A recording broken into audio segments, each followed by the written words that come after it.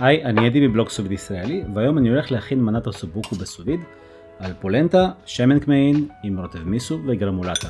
נתח אוסובוקו הוא חלק שנחתך מהשוק האחורית, ומקור השם מגיע ממנה איטלקית, ומשמעו עצם עם חור או עצם חלולה. זהו נתח עשיר בטעמים, אך יחד עם זאת מגיע מהשריר ומאוד קולגני, כלומר נתח מאוד קשה, מה שמצריך בישול ארוך. אפשר למצוא אותו במחיר יחסית מצחיק באזור ה-40 שקלים לקילו. אז בקשו מהקצב סטייקים עבים של אוסובוקו, ובואו נתחיל. את הסטייק רצוי לקשור עם חוט קשירה על מנת לשמור על שלמותו וצורתו, בעקבות בישול בטמפרטורה גבוהה הנוטה לפרק את הנתח. לוקחים חוט קשירה ועוטפים את הנתח מסביבו, מייצרים לולאה סביב החוט המחובר, כאשר את הקשר עושים בתוך הלולאה עצמה, מה שמאפשר לנו עכשיו לשחק עם הקשר ולחזק אותו בהתאם. את הקשר השני כבר אפשר לקשור בשיטה הרגילה והפשוטה. את אותה הקשירה עושים גם לשאר הנתחים. אגב, אם אתם נהנים מהתוכן ורוצים לראות עוד מתכונים דומים, תזכרו לעשות לייק ולהירשם לערוץ. אפשר כבר עכשיו לבקם עם טיפול של מלח, פלפל, טימין ורוזמרין, אבל בפרק זה ננסה להכין מנת אוסובוקו אשר יותר קרובה למנה מסורתית עם ירקות וגרמולטה. את הסטייקים תחילה נצרוב על אש גבוהה עם שומן מזוקק כדי לתרום לשמירת צורתם ולייצר אפקט מיד אשר יתרום להעצמת הטעמים של הירקות והרוטב. למעשה ההנחה שצריבה תסגור את הסטייק היא שגויה מן היסוד, כי הבשר ימשיך להגיר נוזלים במהלך הבישול.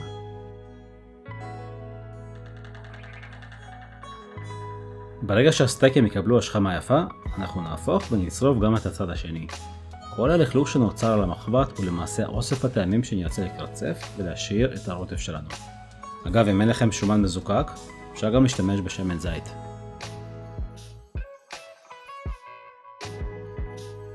למנת אוסובוקו אנחנו מוסיפים את הירקות הבאים: בצל, גזר, סלרי וטימין, ואת המינון אפשר למצוא במתכון המלא בבלוג עצמו. פוצצים את כל הירקות לקוביות קטנות ומוסיפים למחבת יחד עם כל השאריות הבשר שנשארו מהצריבה.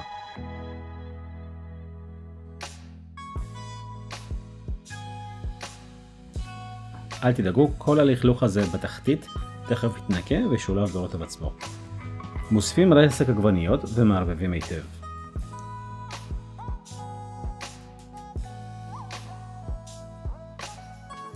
מוסיפים מים או ציר ומקרצפים היטב את כל השאריות שנשארו מהצריבה של הבשר אשר מלאים בהמון טעמים.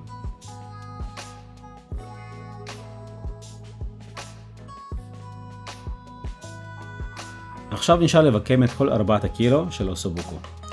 חלק מהסטייקים אני אבשל עם ירקות וחלק עם טיבול מינימלי. אגב, אפשר להכין את הירקות גם לאחר שלב הסובית בעת הצמצום של הנוזלים שישארו בשקית.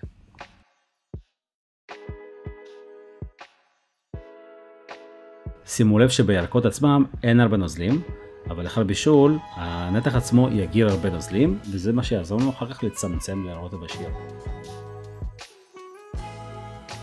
עכשיו מכניסים את השקיות ל-82 מעלות ומבשלים במשך 12 שעות. אחד היתרונות של השיטה הוא בישול של כמות גדולה של שקיות, אבל לא חייבים לפתוח את כולם לאחר סיום הבישול, אלא לשמור למועד מאוחר יותר שיצריך רק חימום זריז.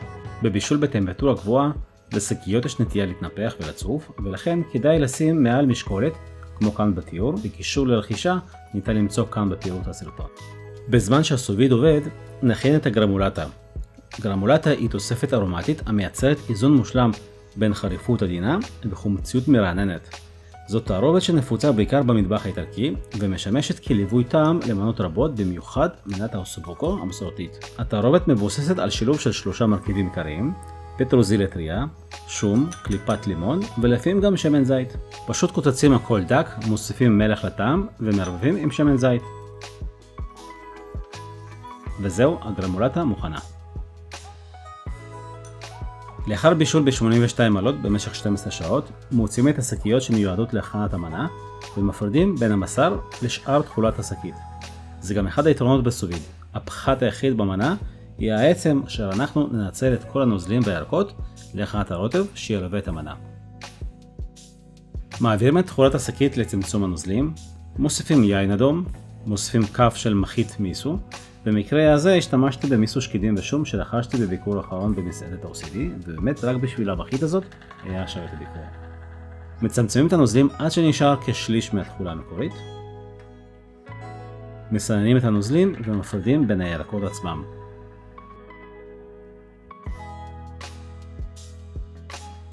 את הנוזלים שצמצמנו והפרדנו מהירקות נעביר למחבת חדשה ונערבב על אש נמוכה עם חמה קרה ליצירת אמולסיה והסמכה של הרוטב.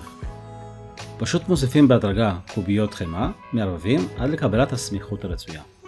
אם אתם רוצים לשמור על המתכון כשר, אפשר להחליף את החמה בקורנפלור ועם קצת מים, וזה יעזור להסמכה של הרוטב עצמו.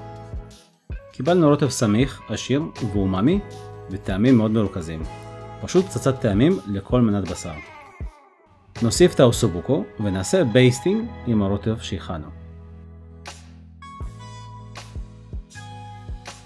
אנחנו מתקרבים להכנת המנה ולכן נעבור להכנת פולנטה זריזה מקמח תירס. נשתמש ביחס של 1:5 בין חלב לקמח תירס, כלומר עבור כוס חלב אני מוסיף 1/5 כוס קמח תירס. מחממים בסיר על אש גבוהה את החלב עד לרתיחה, מנמיכים את האש לעוצמה הכי נמוכה, שופכים לאט לאט את הקמח אל הסיר, תוך כדי ערבוב תמידי של החלב בשביל שלא ייווצרו גושים, מדי כמה דקות מערבבים את המסה. מוסיפים נגיעת מלח, לא הרבה כי הגבינה עצמה מאוד מלוחה. לשדרוג הפולנטה אני מוסיף גם שמן טמאין.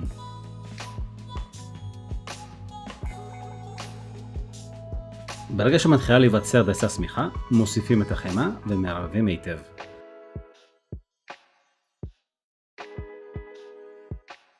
ברגע שהפולנטה מתחילה להיפרד מהשוליים, זה העיתוי להוסיף את גבינת הפרמיז'ן המגורדת.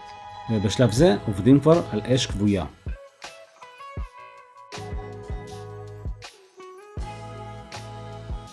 זהו, הגענו למרקם הרצוי, הפולנטה מוכנה, ועכשיו נעבור להרכבת המנה.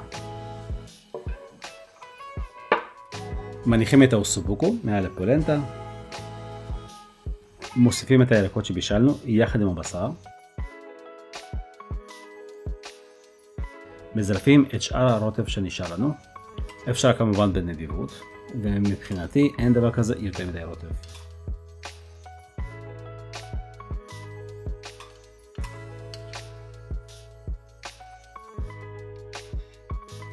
ומוסיפים מעל את הגרמולטה שמוסיפה רעננות עדינה למנה עצמה. וזאת התוצאה הסופית. כמו שאתם רואים מדובר על נתח שעדיין נשאר עסיסי, אפילו קצת אדמדם. באמת נתח שמעולה לבישול ארוך. תקשיבו, הבשר עצמו טעים, רך מאוד. אפילו אין כאן צורך בסכין, אבל הרוטב עצמו שידרג את המנה בכמה רמות. בכל אופן, ממליץ לכם מאוד לנסות את המנה הזאת. מבחינתי המנה הזאת פשוט טעימה בטירוף. המתכון המלא עם המינונים נמצא בבלוג עצמו, וזהו, נתראה בפרק הבא.